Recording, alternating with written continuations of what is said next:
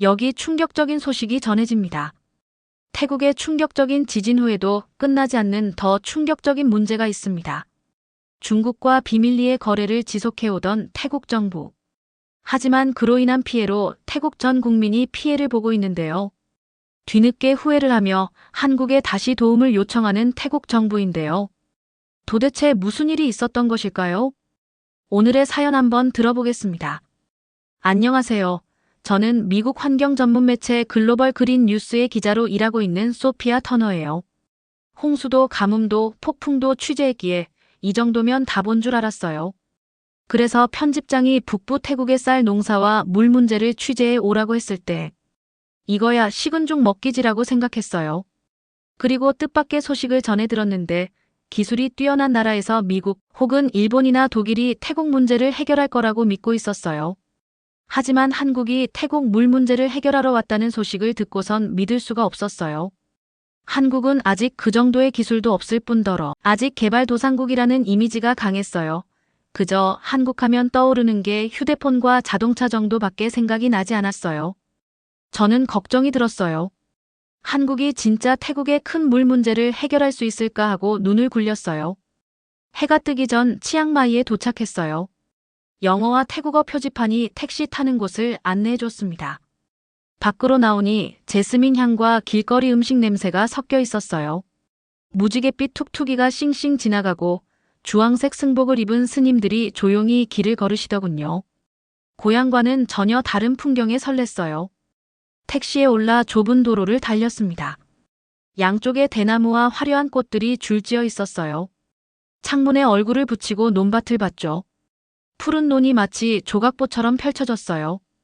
농부들이 전통 모자를 쓰고 물속에 무릎까지 잠긴 채 새싹을 심고 있었습니다. 고요하고 평화로워 보였어요. 그런 평화는 오전에 산산이 부서졌습니다. 마에조 대학교 택시에서 내리려던 순간 땅이 꿈틀거리기 시작했어요. 처음엔 무거운 트럭이 지나가는 듯 했는데 곧 진동이 더 강해지면서 발밑에 포장 도로가 흔들렸습니다. 저는 노트북을 움켜쥐고 지붕에서 떨어지는 먼지에 재빨리 몸을 숙였어요. 새들이 놀라서 소리를 지르며 날아갔고 커다란 금이 벽에 생기는 소리가 딱딱 울렸습니다. 강의실 안은 순식간에 소란스러워졌어요. 학생들이 숨을 헐떡였고 빈 프로젝터 화면이 흔들리며 깨질 듯했죠. 책상 위에 있던 종이들이 미끄러져 바닥으로 떨어졌습니다. 저는 의자 팔걸이를 꽉 붙잡고 심장이 두근거렸어요. 벽이 삐걱거리고 흰색 페인트에 길게 금이 갔습니다. 몇 초간 흔들렸지만 몇 분 같았어요. 진동이 멈추자 강의실에는 정적이 흘렀습니다. 알렉산더 라이트 박사님께서 침착하게 일어나셨습니다. 여러분, 그대로 자리에 계세요. 지금 느낀 진동은 북쪽 산악지대에서 발생한 규모 6.8 지진입니다. 박사님 목소리는 아주 차분했어요. 제 심장이 멎는 듯 했어요. 산이라니. 이 근처였다고. 노트북을 열고 숫자를 빠르게 적었습니다. 학생들은 서로를 바라보며 눈이 동그래졌고 괜찮을까요? 라고 속삭이는 소리도 들렸어요. 저는 숨을 꾹 참고 손을 들었습니다. 라이트 박사님, 제 목소리가 떨렸습니다. 지진이 나면 운하와 강은 어떻게 되는 건가요? 박사님께서 제 질문에 고개를 끄덕이시자 강의실이 다시 조용해졌습니다. 아주 좋은 질문입니다, 터너 씨. 이 지진은 단순히 땅을 흔든 게 아닙니다. 오래된 수로에 숨어있던 문제를 드러냈어요. 제대로 관리하지 않은 운하들이 균열과 붕괴를 일으킨 겁니다. 박사님이 버튼을 누르시자 빔 프로젝트가 다시 켜졌습니다. 화면에는 검은 기름과 쓰레기로 가득 찬 진흙탕 운하 사진이 떴어요. 비닐봉지가 떠다니며 작은 유령처럼 보였습니다. 박사님이 설명하셨습니다. 저 운하는 수백 개 논에 물을 대는 주요 수로 중 하나입니다. 무너지면 논이 말라붙거나 물에 잠기고 수천 명 농부의 작물이 모두 사라질 수 있어요. 오늘 아침에 본 그 평화로운 농부들은 어떻게 될까요? 한국에 대해 깔본 제 생각이 떠올랐습니다. 작은 나라 한국이 큰 문제를 해결할 수 있을까 의심했지만 그들이 도왔다고요? 입술을 깨물며 호기심과 두려움이 교차했습니다. 박사님께서 제게 눈길을 주시며 말씀하셨어요. 우리는 2015년에 한국의 도움을 받은 적이 있습니다. 그때 정수 모듈을 보내주시고 기술자를 훈련시켜 주셨죠. 정말 멋진 시스템이었지만 우리가 스스로 돌보지 않으면서 작동을 멈추고 말았습니다. 가슴이 덜컥 내려앉았습니다. 한국이 도왔다고요? 저는 몸을 앞으로 숙이며 더 듣고 싶어졌습니다. 이 이야기는 쌀 농사 취재에서 시작했지만 이제는 지진, 망가진 운하, 그리고 그 위에 서 있는 사람들의 이야기로 커졌습니다. 다음 날 새벽 저는 해가 뜨기도 전에 눈을 떴습니다. 어젯밤 지진과 오염된 물 사진이 머릿속을 떠나지 않아 가슴이 여전히 두근거리고 있었어요. 저는 간단히 쌀죽과 과일로 아침을 해결하고 라이트 박사님을 만나러 학교 정문으로 달려갔습니다. 박사님께서는 벌써 밝은 주황색 안전조끼를 입고 헬멧 2개를 들고 계셨어요. 준비되셨나요? 박사님께서 다정한 미소로 물으셨습니다. 저는 고개를 끄덕이며 헬멧을 썼습니다. 박사님의 오래된 픽업 트럭에 올라탔습니다. 울퉁불퉁한 비포장길이 논밭 사이로 이어져 있었어요. 아침 이슬에 반짝이는 논과 길가의 키 큰 바나나, 나무와 대나무 숲이 어우러진 풍경이 마치 그림 같았습니다. 이런 평화로운 모습이 어제의 지진과는 너무도 달랐습니다. 약 20분쯤 달리자 포장도로가 끝나고 흙길이 시작되었습니다. 트럭이 흔들리며 진흙먼지를 일으켰어요. 곧 좁은 운하가 보였습니다. 제가 상상했던 맑고 잔잔한 물길은 아니었어요. 둑이 깨져내리고 콘크리트 조각이 진흙탕에 빠져 있었습니다. 물은 검고 기름처럼 번들거렸고 플라스틱 병과 낡은 헝겊 조각이 떠내려가고 있었죠. 저는 트럭에서 내려 조심스럽게 깨진 파이프 위를 건넜습니다. 장화가 진흙에 푹 빠지며 척척 소리를 냈어요. 박사님께서 심각한 표정으로 말씀하셨습니다. 이 운하는 원래 산에서 내려오는 깨끗한 물을 인온으로 보내주던 곳이었어요. 그런데 지금은 독이 새어나오고 있습니다. 그때 솜차이라는 농부 한 분이 허리를 숙인 채 물속을 걸어왔습니다. 커다란 밀짚 모자를 쓰고 오래된 녹색 셔츠를 입고 계셨어요. 바지 다리에는 물이 줄줄 흘러내리고 있었습니다. 저는 노트북을 들고 다가가 인사를 했습니다. 안녕하세요. 저는 소피아 터너 기자입니다. 무슨 일이 있었는지 말씀해 주실 수 있나요? 솜차이 농부님께서 이마에 땀을 닦으며 말하셨습니다. 지진 전에는 한국에서 정수 모듈을 설치해 주셨습니다. 그는 운하옆 작은 콘크리트 집 모양의 시설을 가리켰어요. 문이 삐뚤어져 열려 있었고 녹슨 파이프와 반짝이는 불빛이 깜빡이는 금속 상자가 보였습니다. 여기서 물을 깨끗하게 걸러줬어요. 그런데 정부가 유지보수 비용을 끊으면서 필터가 막히고 펌프가 고장 나버렸습니다. 저는 그 정수 모듈에 다가가 차가운 금속 표면을 만져보았습니다. 한국어와 태국어로 정수 시스템이라고 쓰인 오래된 표지판이 흐릿하게 남아 있었어요. 작은 디지털 화면에는 알 수 없는 숫자가 깜빡이고 있었습니다. 파이프는 비틀리고 금이 가 있었고 담쟁이 덩굴이 벽을 타고 자라고 있었습니다. 안쪽에는 뒤엉킨 전선과 부서진 밸브가 보여 정글 속에 버려진 로봇처럼 보였어요. 저는 운하가로 내려가 물 한 컵을 떠올렸습니다. 물은 걸쭉하고 검었으며 위에 기름 같은 얼룩이 빙글빙글 돌고 있었습니다. 냄새를 맡자 오래된 휘발유와 썩은 달걀 냄새가 섞여 코를 찔렀어요. 이건 정말 위험합니다. 제가 작게 속삭였어요. 몇 마리 작은 벌레들이 물 위에 떠다니다가 힘없이 가라앉는 모습이 보였습니다. 라이트 박사님께서 자신의 샘플도 채취하셨습니다. 이 샘플들은 실험실로 가져가서 검사하겠습니다. 박사님께서 말씀하셨습니다. 그런데 저쪽을 보세요. 박사님께서 운하가 굽은 지점을 가리키셨습니다. 그곳의 물은 맑고 선명한 초록빛이었어요. 작은 물고기들이 물속을 헤엄치고 수초가 부드럽게 흔들리고 있었습니다. 저는 고개를 돌려 바라보며 물었습니다. 어떻게 저쪽 물은 깨끗한 거죠? 박사님께서 설명하셨습니다. 저기가 한국 모듈이 아직 잘 작동하는 구역입니다. 정수 모듈이 중금속과 기름을 걸러내고 깨끗한 물을 운하로 다시 보내주죠. 저는 그 모습을 보고 감탄했습니다. 한쪽이 고장난 똑같은 시스템이 제대로 관리되면 다른 쪽에서는 생명을 살리고 있었어요. 좋은 기술은 잘 관리될 때 큰 변화를 만든다는 증거였습니다. 솜차이 농부님께서 물살을 헤치며 다가오셨습니다. 이 모듈이 잘 작동할 때는 쌀이 튼튼하고 건강했어요. 좋은 가격에 팔 수 있었죠. 지금은 많은 논이 말라 죽고 있습니다. 그의 목소리에 감정이 묻어 있었습니다. 제가 한국의 힘을 의심했지만 여기서는 목숨과 작물을 구하고 있었습니다. 한국의 도움이 다시 필요하신가요? 제가 조심스럽게 물었습니다. 그분께서 반짝이는 눈으로 고개를 끄덕이셨습니다. 네, 꼭 필요합니다. 모듈을 다시 설치해 주시고 어떻게 관리해야 하는지 가르쳐 주세요. 트럭으로 돌아가는 길, 아침 해가 논 위를 금빛으로 물들이고 있었어요. 발걸음이 한결 가벼워졌습니다. 제 이야기는 더 이상 단순한 쌀 농사 취재가 아니었어요. 희망과 협력 그리고 배려의 기술이 만들어내는 변화를 전하는 이야기로 바뀌었습니다. 앞으로 무슨 이야기를 써야 할지 분명해졌습니다. 망가진 정수 모듈을 떠난 뒤 라이트 박사님과 저는 근처 마을의 작은 실험실로 이동했어요. 실험실 건물은 페인트가 벗겨지고 간판에는 먼지가 잔뜩 쌓여 있었죠. 간판엔 수질 검사실이라고 적혀 있었어요. 문을 열고 들어가니 표백제 냄새와 금속 냄새가 살짝 섞여 있었어요. 긴 작업대 위에는 유리 비커, 현미경, 깜빡이는 불빛의 기계들이 줄지어 있었죠.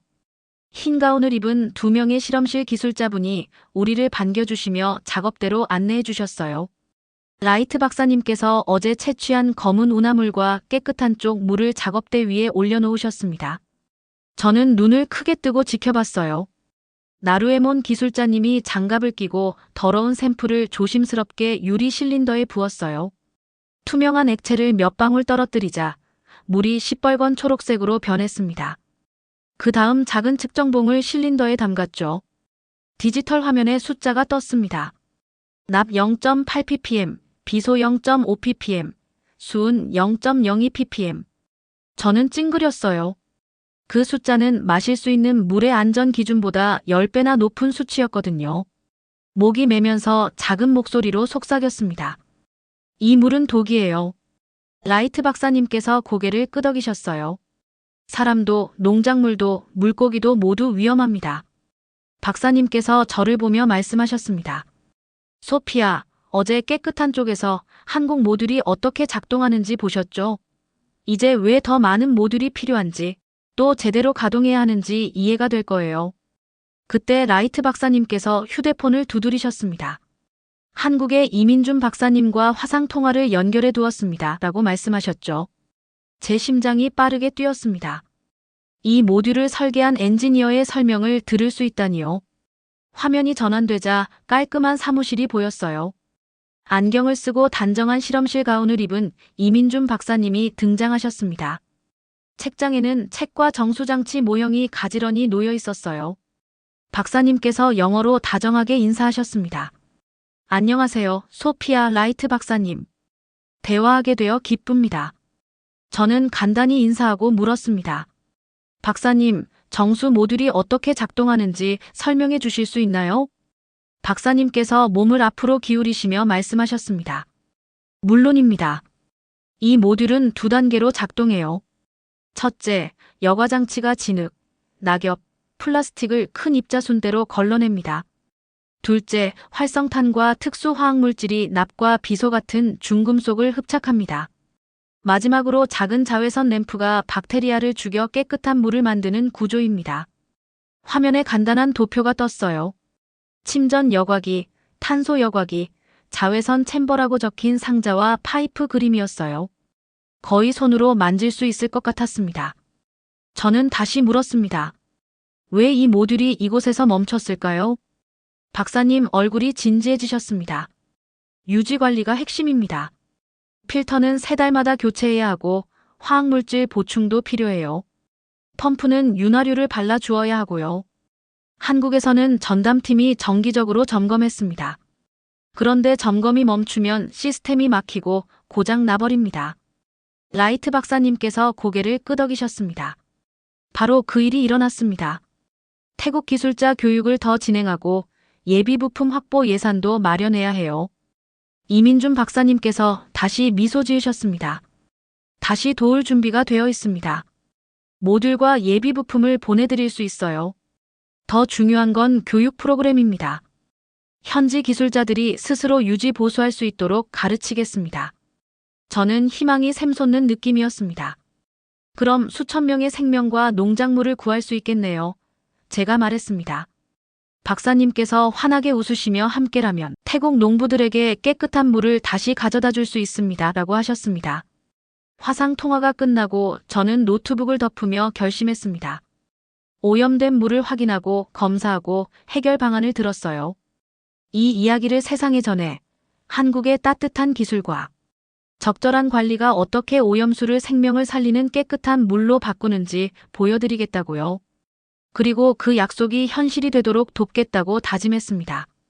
이틀 뒤, 저는 다시 라이트 박사님 픽업 트럭에 올라탔습니다. 하지만 이번에는 망가진 운하로 가는 길이 아니었어요. 치앙마이 외곽의 작은 교육센터로 향하고 있었습니다. 해가 높이 떠서 뜨거웠고 길에는 먼지가 흩날리고 있었죠. 달리는 내내 논과 바나나 나무, 멀리 보이는 산들을 보며 가슴이 두근거렸습니다. 교육센터 입구에는 3개의 큰 나무 상자가 놓여 있었습니다. 상자마다 한국어와 태국어로 정수 모듈과 예비 필터라고 적힌 라벨이 붙어 있었어요. 현지 기술자 나루에몬 씨와 솜차이 씨가 라이트 박사님과 함께 저희를 기다리고 계셨습니다. 솜차이 씨께서 웃으며 말씀하셨습니다. 여기 와주셔서 감사합니다. 이 모듈들이 정말 필요했어요. 라이트 박사님께서 드라이버를 꺼내 첫 번째 상자를 열었습니다. 안에는 반짝이는 금속 상자가 스티로폼에 단정히 쌓여 있었어요. 옆에는 동그랗게 감긴 전선과 파이프가 놓여 있었습니다. 두 번째 상자를 열자 플라스틱 포장에 쌓인 필터들이 보였고, 세 번째 상자에는 작은 펌프와 디지털 제어판이 들어 있었습니다. 기술자 두 분께서 나무 테이블 위에 부품을 하나씩 펼쳐 놓으셨습니다. 나루에몬 씨가 한국어 태국어 설명서를 읽으며 말했습니다. 먼저 이 부분에 파이프를 연결하세요. 상자 옆 2개의 구멍을 가리키셨죠. 저희는 하얀 플라스틱 파이프를 끼워 넣는 걸 도왔습니다. 그 다음 모듈을 콘크리트 받침대 위로 들어 올렸습니다. 이제 전원 케이블을 꽂으세요. 라이트 박사님께서 말씀하셨습니다. 솜차이 씨가 작은 발전기에 케이블을 연결하셨고 모듈이 조용히 웅웅 소리를 내며 켜졌습니다. 제어판 위 작은 초록색 불이 깜빡이기 시작했어요. 주변에는 농부들과 학생들이 모여 조용히 지켜보고 있었습니다. 저희는 검은 기름물 같은 운하물을 양동이에 담아 모듈의 입력 파이프 쪽으로 옮겼습니다. 제가 양동이 하나를 들고 물을 부었어요. 물이 상자 안으로 콸콸 들어갔습니다. 이제 기다리세요. 나루에몬 씨께서 말씀하셨고 저희 모두 한 걸음 뒤로 물러섰습니다. 잠시 후 깨끗한 물이 출력 파이프에서 똑똑 떨어졌습니다. 모두가 앞으로 몸을 숙였어요. 저는 손가락을 깨끗한 물에 담갔다가 맛보았습니다. 시원하고 맑은 물이었어요. 이전의 독한 물과는 완전히 달랐습니다. 농부들께서 놀라서 감탄하고 박수를 치셨습니다. 솜차이 씨께서 눈가를 훔치셨습니다. 이게 우리 삶입니다. 작게 속삭이셨어요. 정말 고맙습니다, 한국. 저도 눈물이 날 것 같았습니다. 한국의 도움이 큰 힘이 된다는 걸 의심했었는데 바로 눈앞에서 증명된 순간이었거든요. 모듈 제어판을 보니 납 0.004ppm, 비소 0.001ppm 같은 숫자가 떠 있었습니다. 위험 수치보다 훨씬 낮았어요.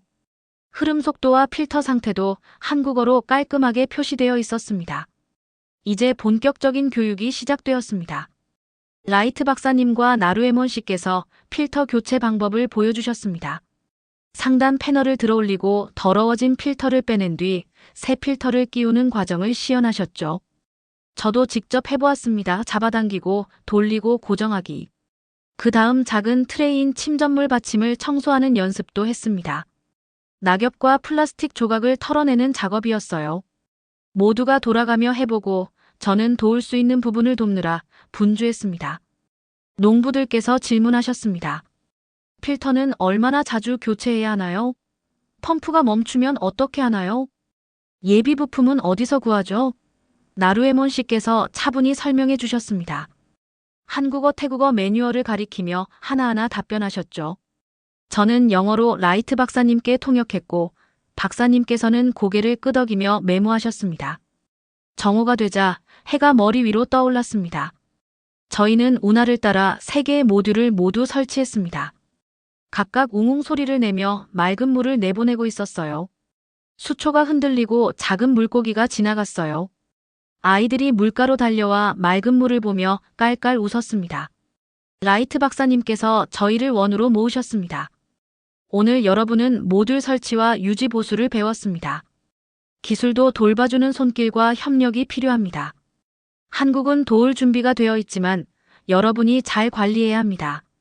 저희 모두 고개를 끄덕였습니다. 치앙마이로 돌아가는 길, 저는 푸른 들판과 멀리 보이는 산을 바라보았습니다. 오후 햇살 아래 운하가 맑은 물을 반짝이고 있었어요. 2주 전 첫 번째 모듈이 설치된 이후 저는 다시 그 운하로 돌아갔어요. 아침 해가 수면 위를 비추자 물이 다이아몬드처럼 반짝였어요. 픽업 트럭에서 내리자마자 저는 깊게 숨을 들이마셨습니다. 공기가 정말 상쾌하고 깨끗했어요. 예전의 기름 냄새는 온데간데 없고 대신 새들이 지저귀고 개구리들이 물가에서 우는 소리가 들렸습니다. 라이트 박사님과 저는 운하둑을 따라 걸었습니다. 보이는 곳마다 물이 투명하게 맑았어요. 작은 물고기들이 재빠르게 수면 아래를 헤엄치고 연두빛 수초들이 부드럽게 물살을 타고 흔들렸습니다. 양쪽 논밭도 훨씬 건강해 보였어요. 새로 심은 벼들이 깨끗한 물속에서 키를 쭉 뻗고 있었는데 잎사귀가 반짝반짝 윤이 났습니다. 저쪽을 보세요. 박사님께서 조용히 속삭이셨어요. 근처 밭에서 농부들이 웃으며 이야기하며 일하고 있었거든요. 솜차이 씨가 작은 나무 문을 열고 닫으며 각 논마다 물 흐름을 점검하고 있었습니다. 농부들은 한국 모듈에서 나오는 깨끗한 물을 조절하기 위해 작은 나무 문을 직접 만들어 달았어요. 모든 것이 매끄럽게 돌아가고 있었습니다. 저는 필터 교체 방법을 가르쳐준 니차 씨에게 다가갔습니다. 그녀는 무릎 높이까지 물에 잠긴 채 나무 문을 조정하고 있었어요. 저를 보자 얼굴에 환한 미소가 번졌습니다. 근처에서는 아이들이 얕은 물가에서 물장구를 치며 뛰어놀고 있었어요. 맨발로 물보라를 일으키며 서로를 쫓아다니는 모습이 정말 귀여웠습니다. 저는 그 모습을 보며 처음 왔을 때와 얼마나 다른지 생각했어요. 깨끗한 물이 있다는 건 단순히 쌀 농사에 좋은 것만이 아니었어요. 안전한 식수, 건강한 가족, 더 밝은 미래를 의미했습니다. 둑길을 따라 다시 걸어가는데 작은 무리가 모여 있었습니다. 마을 어르신들, 이장님, 교사들이 한국 팀과 저희를 만나 감사 인사를 하러 나온 거예요. 깔끔한 흰 셔츠를 입은 마을 관리자가 앞으로 나와 살짝 허리를 굽히고 말씀하셨습니다. 우리 공동체를 대표해서 감사드립니다. 이민준 박사님, 라이트 박사님, 그리고 터너 기자님.